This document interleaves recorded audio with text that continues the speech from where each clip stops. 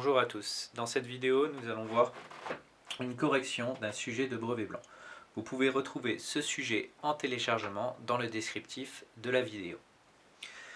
Premier exercice, un exercice où il n'y a pas énormément de notions de cours, une toute petite sur la première question et après c'est essentiellement de la lecture graphique. C'est un exercice pour vous mettre en confiance dans le sujet, histoire de ne pas vous démoraliser dès le départ.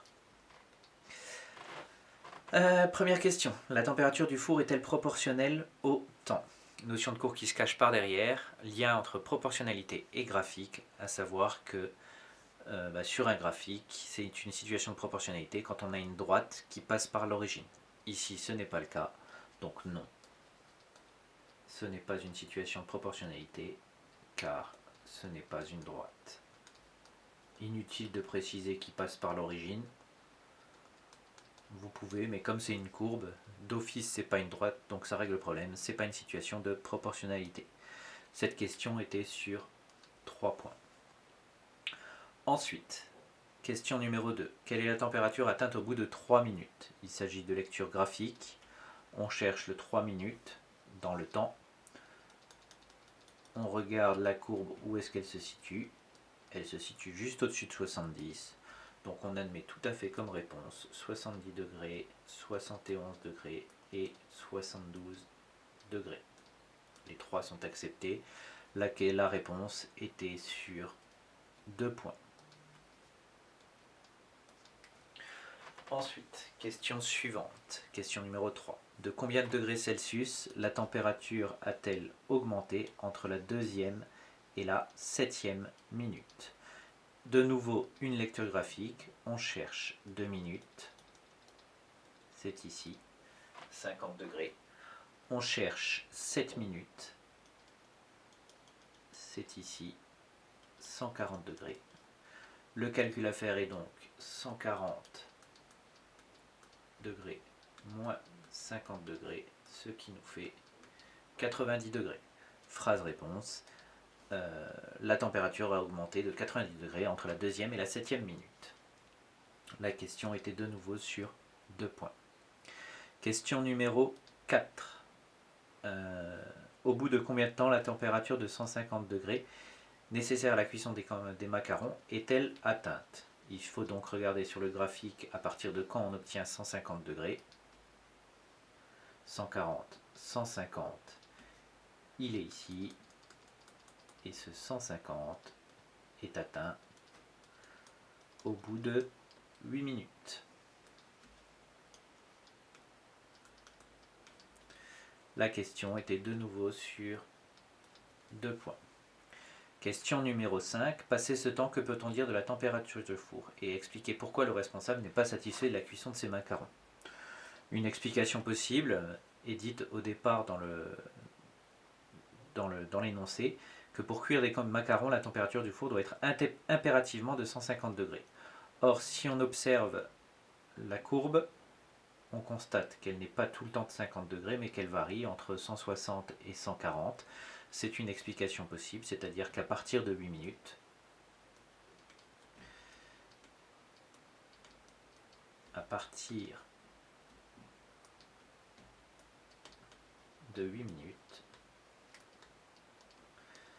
la température varie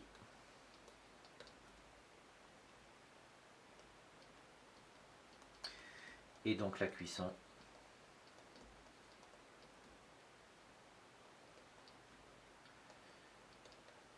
n'est pas exactement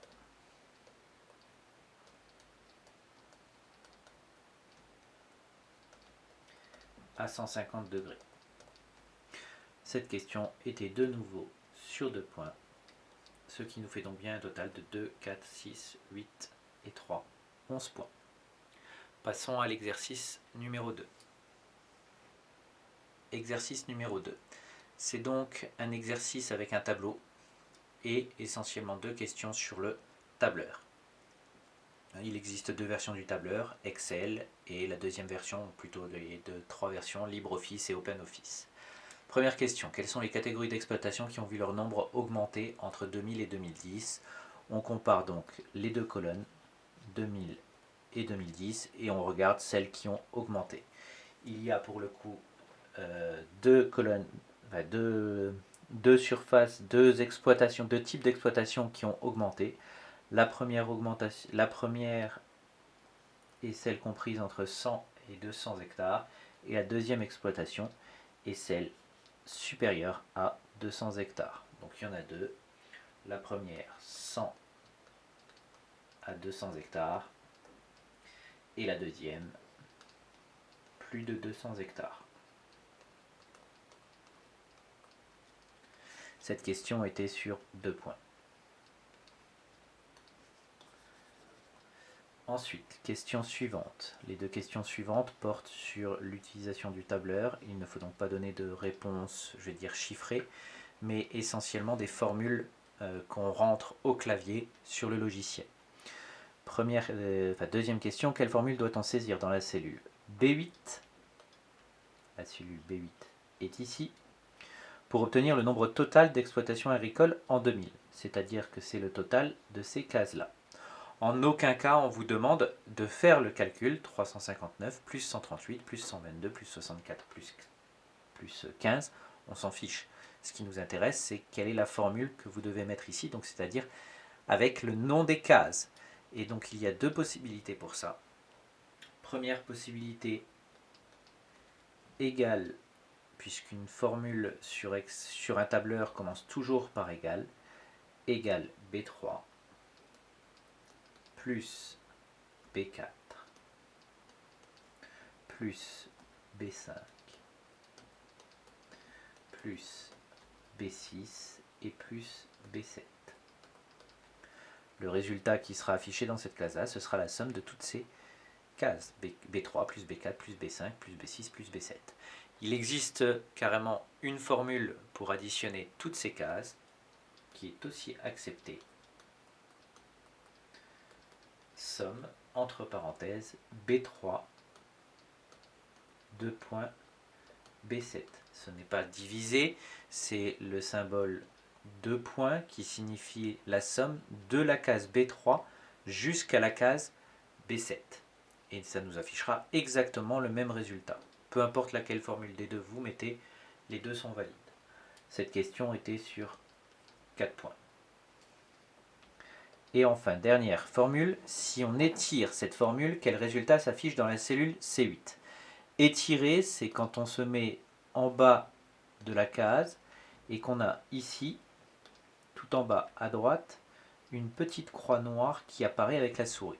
On reste cliqué et on va sur la droite et ça va copier la formule qu'il y a dans cette case-là et ça va la copier dans les autres cases. Donc ici, ça va nous copier la somme et ça va l'effectuer pour ces cases-là. Donc c'est-à-dire que quel résultat va s'afficher? Eh bien, c'est le résultat des 5 cases qui sont là, donc c'est-à-dire 235 plus 88 plus 98 plus 73 plus 21. Pardon. 35 plus 88 plus 98 plus 73 plus 21 et ça nous fait 515. Cette question était sur 2 points et ça termine cet exercice. Passons à l'exercice suivant.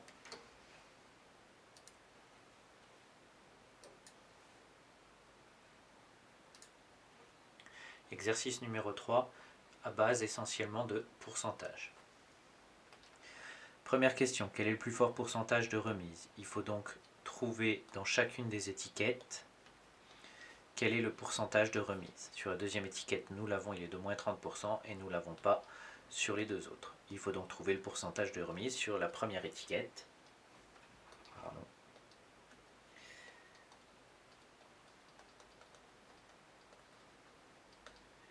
Et sur la deuxième étiquette. Sur la troisième étiquette.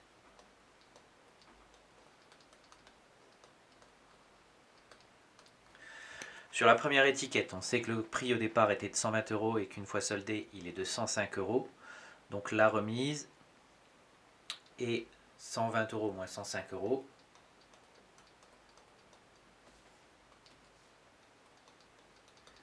15 euros.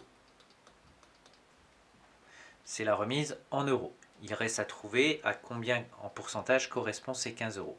Et donc, formule sur les pourcentages. 15 euros divisé par nos euros de départ, 120 euros, fois 100. Et ça nous fait 12,5%. Vous pouvez faire aussi éventuellement un tableau de proportionnalité, une règle de 3 pour trouver ces pourcentages. On a donc la première étiquette qui correspond à une baisse de 12,5%. La deuxième étiquette, c'est une baisse de 30%. Reste à trouver la dernière étiquette. On sait que le prix au départ était 25 euros et qu'il a baissé de moins 12,50 euros. Si un petit peu astuce de calcul mental, 12,50 c'est la moitié de 25, ça correspond donc à une baisse de 50%. Donc la troisième étiquette, c'est une baisse de 50%. Quel est le plus fort pourcentage de remise? C'est donc la troisième étiquette qui a la plus grande remise en termes de pourcentage. Cette question était sur 4 points. 3 points les calculs et 1 point pour la conclusion de la troisième étiquette. Question numéro 2. Est-ce que la plus forte remise en euros est la plus forte en pourcentage? Il faut donc trouver sur chaque étiquette, maintenant qu'on a la baisse en pourcentage, trouver la baisse en euros. On l'a déjà sur l'étiquette 3. Il nous reste l'étiquette 2 et l'étiquette 1, on l'a calculée, notre baisse, elle est de 15 euros. Calculons donc la baisse sur la deuxième étiquette. On sait que la robe coûtait 45 euros et qu'il y a une baisse de 30%. On va donc calculer les 30% de 45 euros. Je rappelle notion de cours qui est derrière. Calculer un pourcentage, c'est on applique ce pourcentage, ou autrement dit cette fraction sur 100, fois notre prix. 30 sur 100 fois 45. Ce qui nous donne 13,5 euros. La baisse de la deuxième étiquette est donc de 13,5 euros. Et on remarque donc qu'on a moins 15 euros, moins 12,5 euros et moins 13,5 euros. C'est l'étiquette 1 qui a la plus grande remise. Et donc, est-ce que la plus forte remise en euros est la plus forte en pourcentage? Non.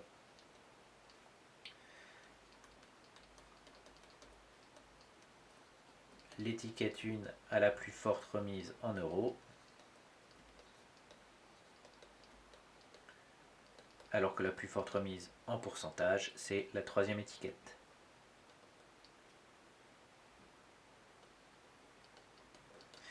Ce qui termine l'exercice numéro 3. La question 2, petite parenthèse, la question 2 était sur 4 points. 1 point la phrase réponse et 3 points le calcul des 13,5 euros. Passons à l'exercice suivant.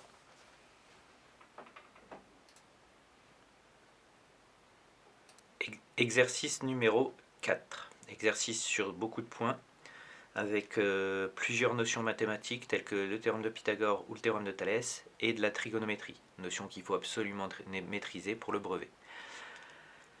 Première question, vérifiez que la longueur du parcours est de 21 km. Le parcours est modélisé en rouge sur le dessin. Ne pas hésiter à noter sur le dessin toutes les informations qu'on a. Donc AF mesure 12,5 km. Hop, 12,5 km.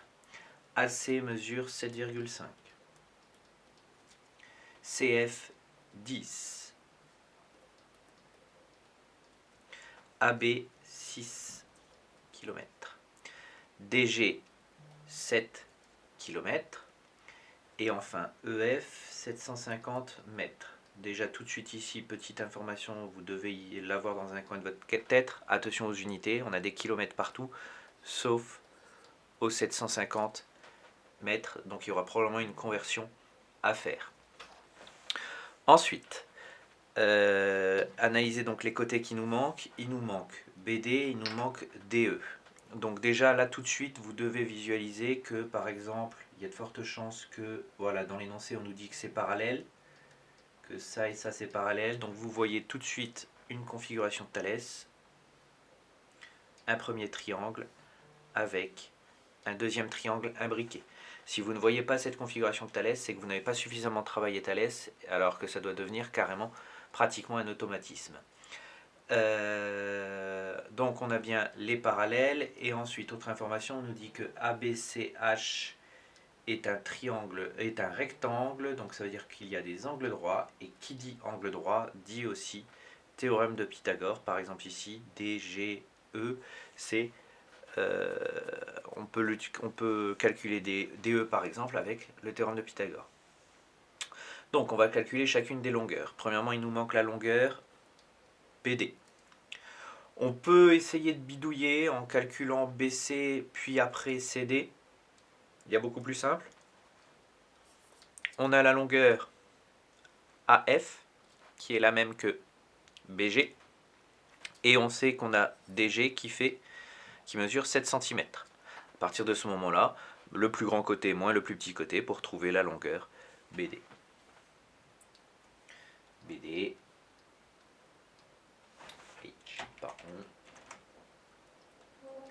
c'est égal à BG moins DG. C'est donc égal à 12,5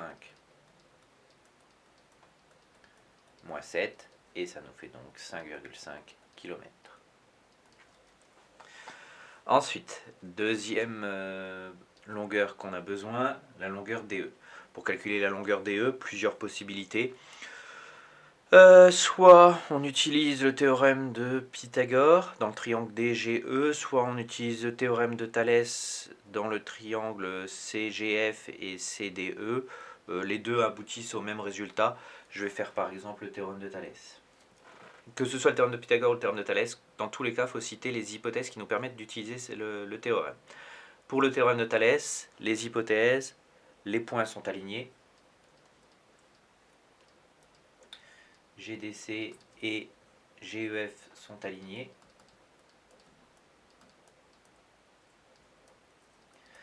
Deuxième point nécessaire, les droites qui sont parallèles. DE est parallèle à CF.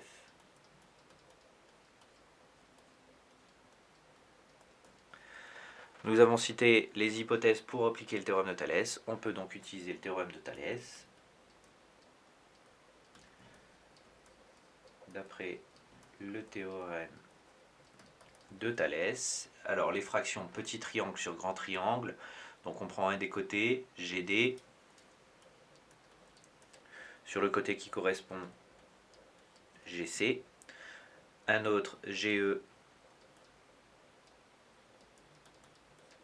sur GF, et enfin celui qu'on veut, DE sur CF. Une fois que j'ai écrit les fractions avec les lettres, je remplace toutes les longueurs que je connais. Donc GD, c'est 7. GC, a priori, pour le moment, je ne le connais pas. On pourrait essayer de le trouver en calculant BC ici, et ensuite en faisant 12,5 moins le BC. Mais il n'y en a pas forcément besoin, puisqu'on va se servir de GE et de GF. 7 sur donc GC, je le laisse. GE, alors GE, je ne le connais pas tout à fait, mais je sais que la largeur du rectangle elle est de 6, donc ici c'est 6 aussi, et du coup on a 6 moins 750. Alors attention, je l'avais dit tout à l'heure, gardez dans un coin de sa tête l'histoire de la conversion d'unité, c'est 6 moins, non pas 750, mais moins 0,75 pour que tout soit dans la même unité. Et enfin GF, mesure 6, égale DE, c'est ce qu'on cherche, sur CF, 10 km. Ok, on a donc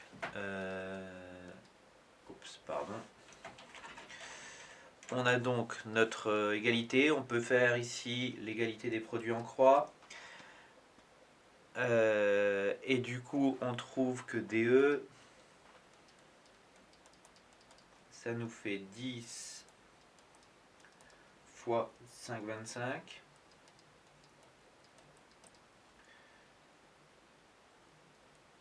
divisé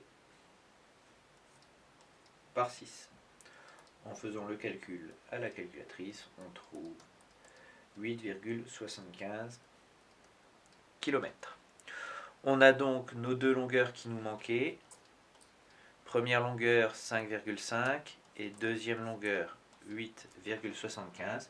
Donc maintenant la longueur du parcours total va être donnée par... Alors petite seconde, j'enlève question 2 et question 3 pour le moment. Hop.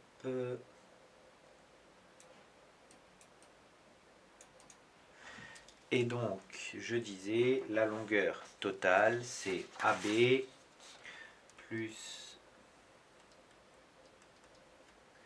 BC plus CD plus DE plus EF. Et ça, si on additionne toutes les longueurs, donc 6 plus 4,5, 6 plus 5,5 plus 8,75 et plus 0,75, ça nous fait 21 km. Réponse finale de la première question. Phrase-réponse, la longueur du parcours est bien de 21 km. En termes de détail de points, donc les points sont répartis un petit peu partout. On avait alors sur le théorème de l'histoire du théorème de Thalès, on avait sur 2 points, que je vais mettre en rouge comme pour le précédent exercice, les points sont alignés et les droites sont parallèles. Ensuite, le théorème de Thalès, le citait, c'était sur 2 points. L'égalité des fractions sur 2 points. Et ensuite, le calcul du produit en croix avec la longueur. Donc tout ça sur 3 points. Ensuite, on avait le calcul du trajet. Il était sur 2 points. Et en fait, la première longueur est sur 2, 4, 6, 8 points. Mais parce que vous pouviez utiliser sur ce calcul-là, de calculer BC et après CD, donc c'est-à-dire de calculer avec le théorème de Pythagore, et c'est pour ça que c'était sur 8 points. Ensuite, question numéro 2. Donc, le pilote doit-il avoir confiance en l'inspecteur? Donc, qu'est-ce qu'on nous dit? On nous dit que le pilote, il dit je dois faire le point. L'inspecteur, combien consomme votre hélico? Que le pilote, il dit 1,1 km, 1,1 litre par kilomètre pour ce genre de trajet. Donc, on a 1,1 litre pour 1 km. Mais le plein nous surchargerait, 20 litres de carburant sont très largement suffisants. Pour fait 21 km. Comme 1 km, ça représente 1,1 litre. Il suffit de faire 1,1 fois 21, ce qui nous donne 23,1 litres. Conclusion, les 20 litres ne sont pas suffisants. Le pilote ne doit surtout pas faire confiance à l'inspecteur. Cette question était sur 3 points. 2 points le calcul, 1 point la phrase réponse. A noter que vous aviez aussi la possibilité de chercher l'inverse, de savoir de trouver pour 20 litres, puisque c'était dit dans l'énoncé, pour 20 litres, combien de kilomètres on pouvait faire. Le raisonnement est exactement le même, on trouve moins que 21, donc ce n'est pas suffisant. Ça termine la question numéro 2. Question numéro 3, calculer l'angle CAB. On revient donc sur la figure. Il faut calculer l'angle qui est ici. L'angle qui est ici, on a un triangle rectangle, 6 km ici, et AC mesure 7,5. Qui dit triangle rectangle, côté et angle, dit trigonométrie. Ici, on a le côté adjacent, l'hypoténuse. Adjacent et hypoténuse, moyen mémotechnique, c'est SOHCAHTOA. c'est AH, donc c'est le cosinus qu'il faut utiliser. Pour dire qu'on peut utiliser la trigonométrie, il ne faut pas oublier de préciser que ABC est un triangle rectangle en A. Ensuite, AB égale 6 cm, et donc on écrit directement la formule avec les lettres, cosinus de BAC, égale, SOHCAHTOA, adjacent divisé par hypoténuse, PA divisé par AC. On remplace toutes les données qu'on a. Donc cosinus BAC égale 6 sur 7,5. Et ensuite, à l'aide de la calculatrice, on cherche l'angle. Donc si on cherche l'angle, il faut utiliser la touche arc cos ou cos-1 selon votre modèle de calculatrice.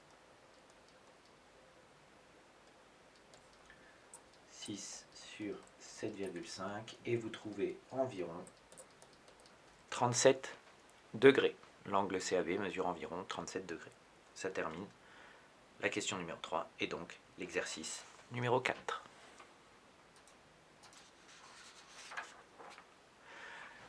Exercice numéro 5. Exercice sur le calcul de durée et de vitesse.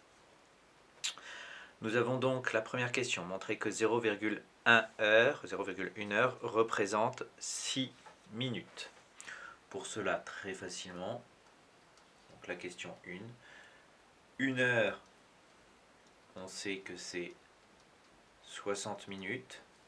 Proportionnalité, on cherche 0,1 heure, 10 fois moins, donc 60 divisé par 10, ou utilisation d'égalité des produits en croix, et ça nous donne donc 10 fois moins que 60 minutes, 60 divisé par 10, ça fait bien nos 6 minutes. La question 1 est terminée. Question numéro 2. À quelle vitesse moyenne en km par heure doit-elle rouler sur l'autoroute pour arriver à l'heure exacte? On sait qu'elle rentre sur l'autoroute au niveau de la sortie 11, ici, à 16h33. Par ailleurs, le rendez-vous est 17h et il lui faut 3 minutes pour aller de la sortie 3 au lieu de rendez-vous. C'est-à-dire que ici, donc c'est pas 17h, puisque c'est le lieu de rendez-vous à 17h, mais comme il faut 3 minutes, c'est 3 minutes en moins, c'est-à-dire 16h57. On cherche donc de 16h33 à 16h57 combien y a-t-il de temps, et là, très facilement, c'est 24 minutes. 16h57 moins 16h33.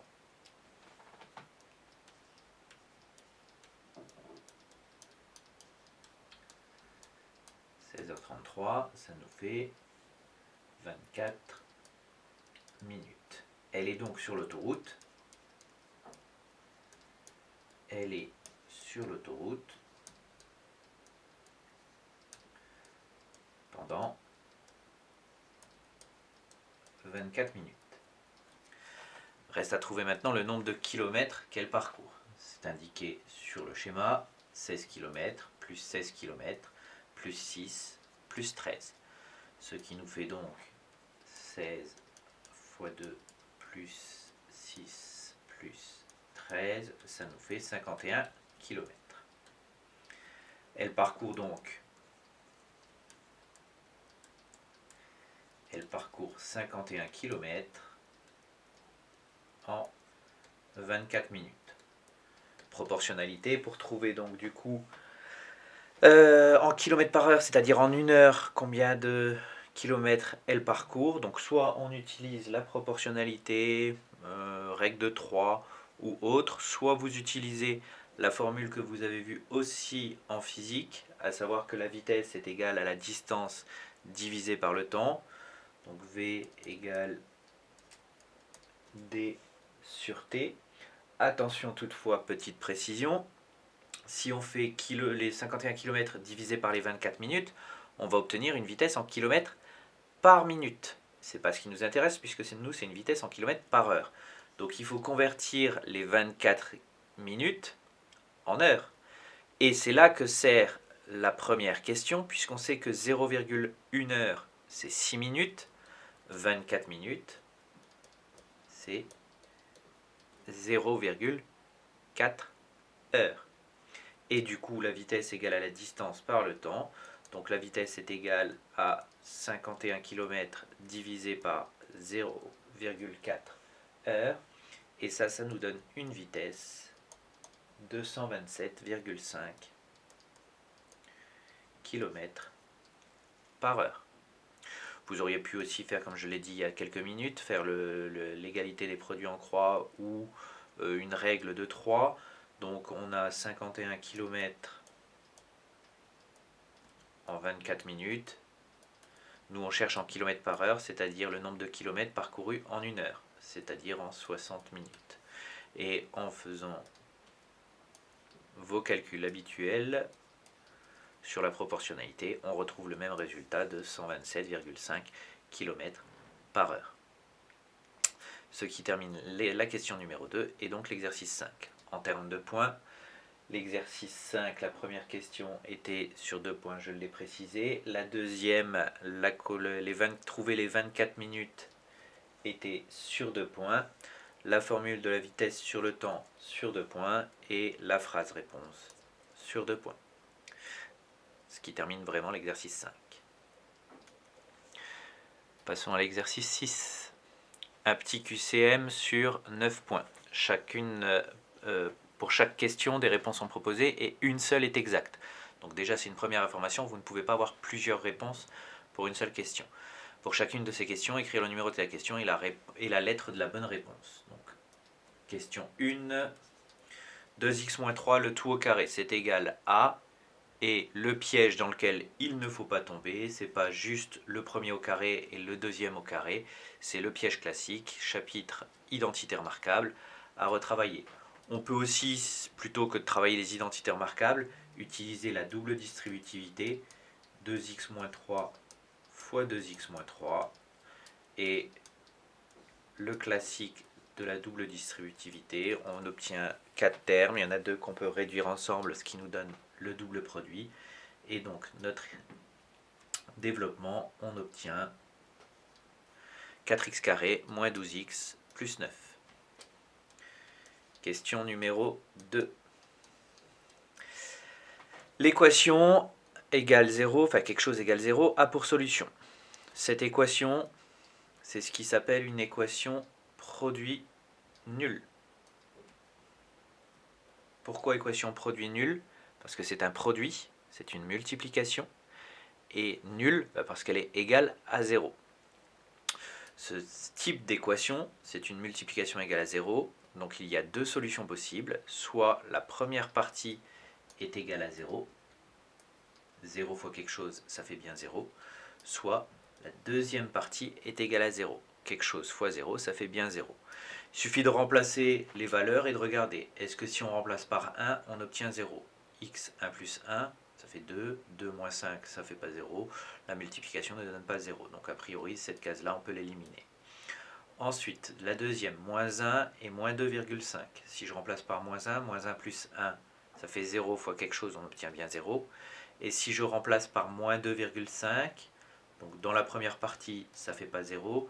Et dans la deuxième, 2 fois moins 2,5, ça fait moins 5, moins 5, moins 5, ça ne fait pas 0. Ça ne marche pas, a priori on peut l'éliminer aussi. Et donc la dernière réponse, on remplace le x par moins 1 plus 1, ça fait 0 fois quelque chose, on obtient bien 0. On remplace le x par 2,5, 2,5 plus 1, ça fait 3,5. 2 fois 2,5 moins 5, ça fait bien 5 moins 5, ce qui fait 0. On a donc 3,5 fois 0, le résultat fait 0. C'est la réponse C. Et enfin, la dernière, racine de A plus racine de A, ça marche exactement pareil que les x. X plus x, ça fait 2x. Racine de A plus racine de A, ça fait 2 fois le racine de A. C'est la réponse B. Ce n'est pas la réponse A, puisque la réponse A, c'est racine de A fois racine de A. Le nombre fois lui-même, ça nous fait racine de A au carré. La racine carrée et le carré, comme c'est positif, ça se compense entre guillemets. Et donc ça nous fait le A. Et alors le racine de 2A, lui, c'est complètement n'importe quoi. C'est racine de A plus A à l'intérieur de la racine carrée. Ça termine l'exercice numéro 6. Passons au numéro 7. Exercice numéro 7 qui se base sur des formules de volume ainsi que de la proportionnalité et des conversions entre litres et décimètres cubes. On rappelle dans l'énoncé, et c'est un cadeau qu'on vous donne, que le volume d'un prisme, c'est l'aire de la base fois la hauteur, et que 1 litre, c'est égal à 1 décimètre cube. Donc on vous donne beaucoup d'indications pour résoudre ce problème. Question numéro 1. Démontrer que le volume de l'escalier est égal à 1,26208 m3. Cet escalier, il se décompose en deux parties.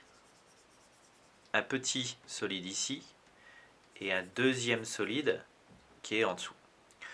Reste la difficulté, c'est de comprendre ce que c'est comme type de solide. Ce solide, c'est un prisme,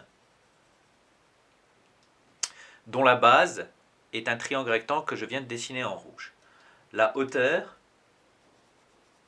est ici, et on retrouve la base en dessous.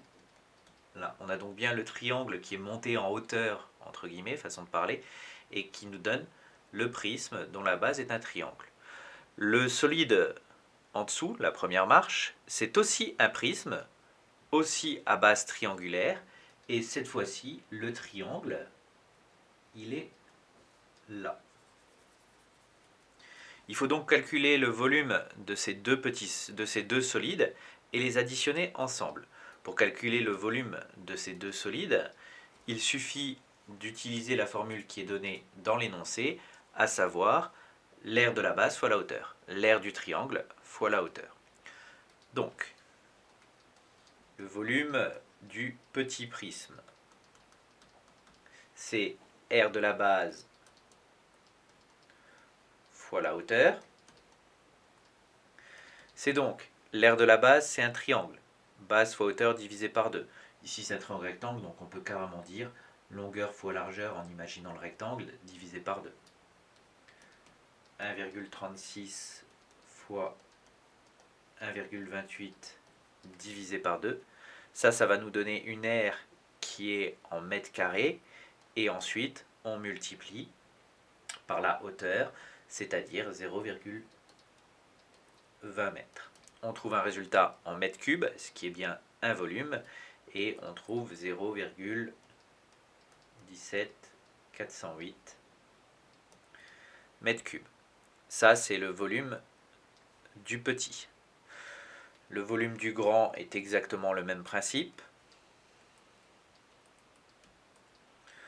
Donc la longueur fois la largeur divisé par 2 pour l'aire, 3,40 mètres fois 3,20 mètres. On obtient bien des mètres carrés pour une surface, divisé par 2, fois la hauteur. Et la hauteur, le codage nous indique que c'est la même hauteur, donc fois 0,20. On trouve 1,088 mètres cubes. Chaque calcul de ces deux volumes était sur 3 points.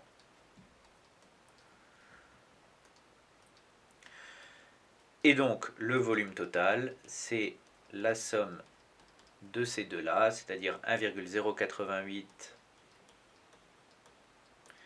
plus 0,17408, ce qui nous donne bien le résultat de l'énoncé, à savoir 1,26208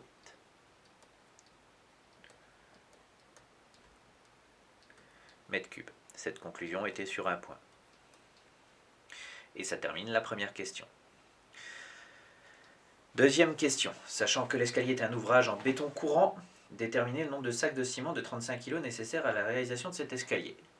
Le béton courant, on l'a sur cette ligne-là, ouvrage en béton courant. Et par ailleurs, sur cette ligne-là, on sait qu'un sac nous donne 100 litres de béton obtenu. Un sac nous donne 100 litres, et sachant que nous, on a un volume de 1,2620 m3. La première chose à faire, c'est de convertir les mètres cubes en litres. 1,2620,8 mètres cubes, ça c'est égal à 1262,08 décimètres cubes. Souvenir des années collège, quand on convertit des mètres cubes en décimètres cubes, si on pense dans sa tête au tableau de conversion, je rappelle que chaque unité, il y a 3 petites colonnes quand il s'agit de mètres cubes, décimètres cubes. Si ce sont des mètres carrés, décimètres carrés, il y a 2 petites colonnes. Et si ce sont simplement des mètres, il n'y a qu'une seule colonne. Donc on décale la virgule, ou plutôt on décale les chiffres d'un seul rang par unité. Par contre, pour les mètres cubes au décimètre cube, il y a une unité, mais on décale les chiffres de 3 rangs. On obtient donc 1262,08 décimètres cubes, et on sait qu'un décimètre cube c'est donné par 1 litre, c'est donné dans l'énoncé, donc ça nous fait 1262,08 litres. Cette conversion était sur 2 points. Nous avons la conversion, nous avons 1262 litres, et on sait que chaque sac donne 100 litres. Sens de la division, 1262,08 divisé par 100, pour savoir combien de fois je peux utiliser des 100 litres. Ça nous fait 126,208 sacs. On a donc besoin de 126,208. Évidemment, on ne peut pas acheter 0,208 sacs. 126, ce n'est donc pas suffisant. Il nous faut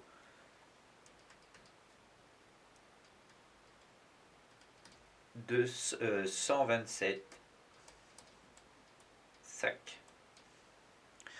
Le calcul était sur 2 points, et pensez au fait qu'il fallait prendre un sac de plus pour compléter.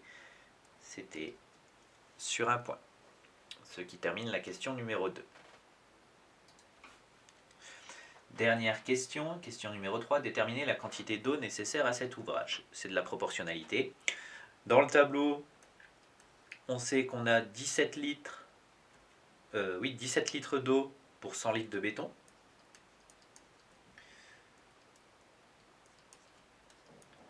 Pour 100 litres de béton. Et nous, on a besoin de 1262,08 litres.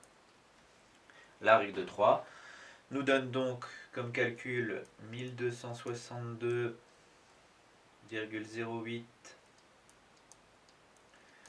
fois 17 divisé par 100.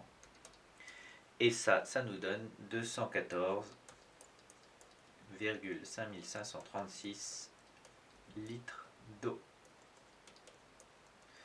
Phrase-réponse, et cette question était sur 3 points. Ce qui termine cet exercice. Passons au dernier exercice.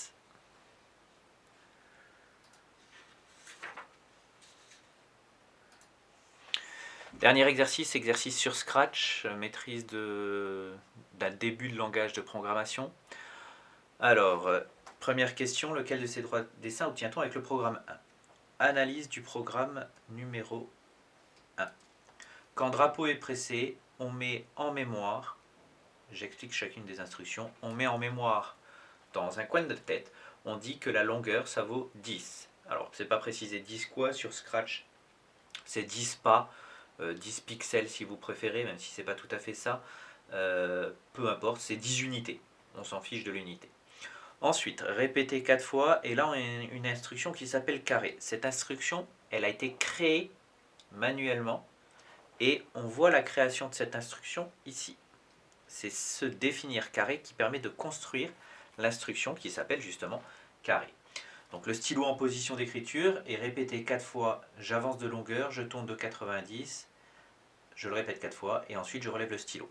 Donc j'avance de 90, je tourne de 90 degrés, j'avance de longueur, je tourne de 90, j'avance de longueur, je tourne de 90, j'avance de longueur et je retourne de 90. Mon stylo est exactement dans la position du départ et j'ai bien tracé un carré. Donc c'est bien l'instruction qui permet de tracer un carré.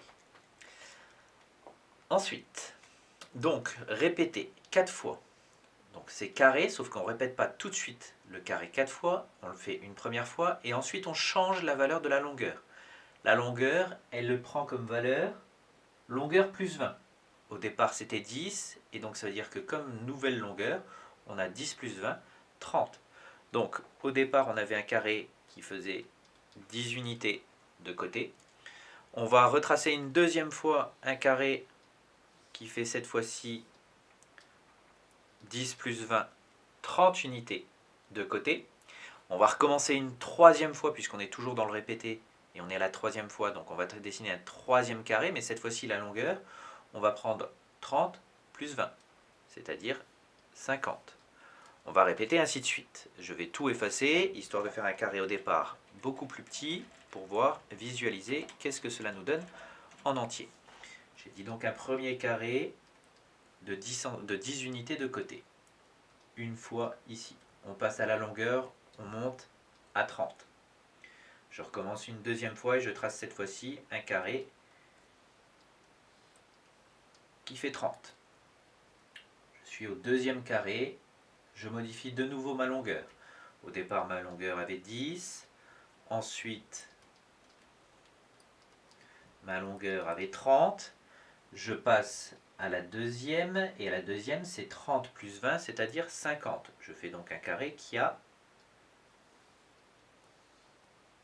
50. J'ai tracé mon troisième carré, et je mets ma longueur, cette fois-ci 50 plus 20, à 70. Je continue. Ça dépasse de mon écran, mais c'est pas grave. J'ai donc ici une longueur de 70. J'ai tracé mon quatrième. Et comme longueur, 70 plus 20, je deviens 90. Et ça y est, j'ai terminé. J'ai répété 4 fois. Ma figure est terminée.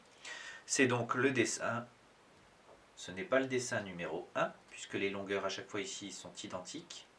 Or, nous, ce qu'on a fait, c'est plus 20, plus 20, plus 20.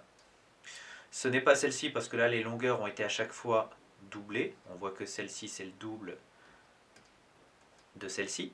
Enfin, ou plutôt que cette longueur-là c'est la même que celle-ci, mais du coup la longueur totale du carré c'est la double du précédent. Et du coup le dessin qui correspond pour la question numéro A, c'est le dessin numéro 2. Lequel de ces trois dessins obtient-on avec le programme numéro 2 ? On regarde le programme numéro 2, la différence avec le premier programme. Et la différence avec le premier programme se situe ici, où on n'ajoute pas 20 au côté, mais on multiplie le côté, c'est la petite astérix, la petite étoile sur le clavier numérique. L'étoile, c'est le multiplié. On multiplie la longueur par 2. C'est-à-dire qu'au départ, nous avons un petit carré de 10. On multiplie par 2, on obtient donc un carré de 20. On multiplie par 2, on obtient un carré de 40. Et on multiplie encore par 2, on obtient un carré de 80. Je n'ai pas mesuré pour gagner du temps au niveau de l'écran. Donc là, les longueurs ont été à chaque fois multipliées par 2. Et c'est le dessin numéro 3. Donc pour la petite b, c'est le dessin numéro 3. Déterminer la longueur en pixels du côté du plus grand carré pour chaque du plus grand carré dessiné. Je l'ai fait sans même avoir lu cette question. Sur la première, le plus grand carré, c'est 70 de côté. Sur la question numéro 2, sur le carré numéro 2, la longueur du plus grand carré, c'est 80. Ça termine la question petit c. Enfin, dernière question, on souhaite modifier le programme numéro 2 pour obtenir le dessin ci-contre. C'est-à-dire qu'on ne va pas reprendre à chaque fois le carré au même endroit, mais on va devoir se décaler. Donc on va essayer de regarder quelles sont les différences entre chacune des modifications.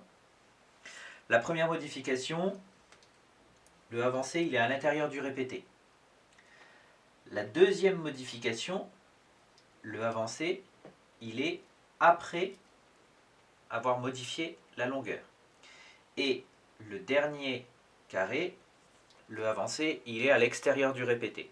Donc déjà, celui-là, on peut l'éliminer, puisqu'on répète d'abord 4 fois le carré avant de se déplacer.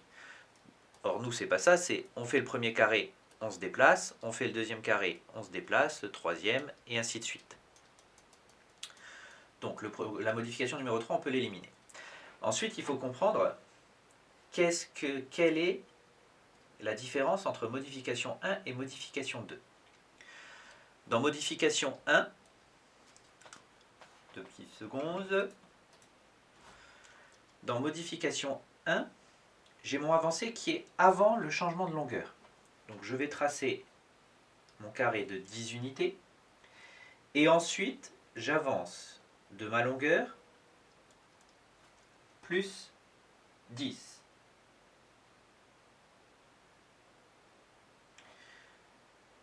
Et une fois que j'ai avancé, là, je multiplie les longueurs par 2.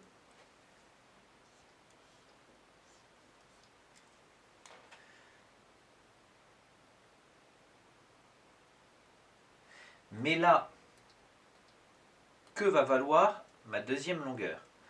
Ma deuxième longueur, non, c'est quoi ce bordel? Là, faut que je mette sur pause. Ok, j'ai tout effacé pour recommencer et pour voir les différences entre modification 1 et modification 2. Alors, la modification 2, qu'est-ce qu'elle nous fait? On trace le carré de 10 unités. Ensuite, on dit qu'on met la longueur à x2 et qu'on avance de longueur plus 10. Donc au départ, ma longueur valait 10. Je multiplie la longueur par 2, donc ma longueur vaut maintenant 20. Et ensuite, j'avance de 30. Donc c'est-à-dire j'avance de 10, plus 10, plus 10. Je me retrouve ici. Et je trace mon nouveau carré qui a pour longueur 30. Je recommence, je mets la longueur à x2, donc c'est-à-dire 60, et je rajoute 10, donc j'avance de 70, j'avance de 30, et ensuite j'avance de 10, 20, 30, 40, ce qui nous fait 70. Mon troisième carré va se situer là. Nous, ce n'est pas ce qui nous intéresse, puisqu'on voit que là, la petite difficulté, enfin, là, ce qui se passe, c'est que l'écart entre les carrés va être modifié puisque on avance d'abord de la longueur et c'est après, enfin non pardon, on modifie d'abord la longueur et c'est après qu'on avance. Nous, c'est pas ce qui va nous intéresser. Nous, on préfère, c'est pas d'ailleurs on préfère, c'est on veut. Et ce qu'on veut, c'est d'abord on avance de 10, ce 10 qu'il y a là, et après on modifie la longueur qu'on doit pour tracer le carré. Donc au départ j'avance de longueur plus 10, je modifie ma longueur qui devient 20, je trace mon carré de 20, j'avance de longueur plus 10, donc j'avance plus 10, je multiplie ma longueur par 2, donc j'obtiens un carré qui fait 40, et ainsi de suite. Donc la bonne modification, c'est la modification numéro 1. Et se termine la dernière question de l'exercice 8, ce qui termine le sujet de brevet blanc. Chacune de ces questions pour l'exercice 8 était sur 2 points. Vous pouvez maintenant essayer de pronostiquer quelle est votre note au niveau de ce brevet blanc.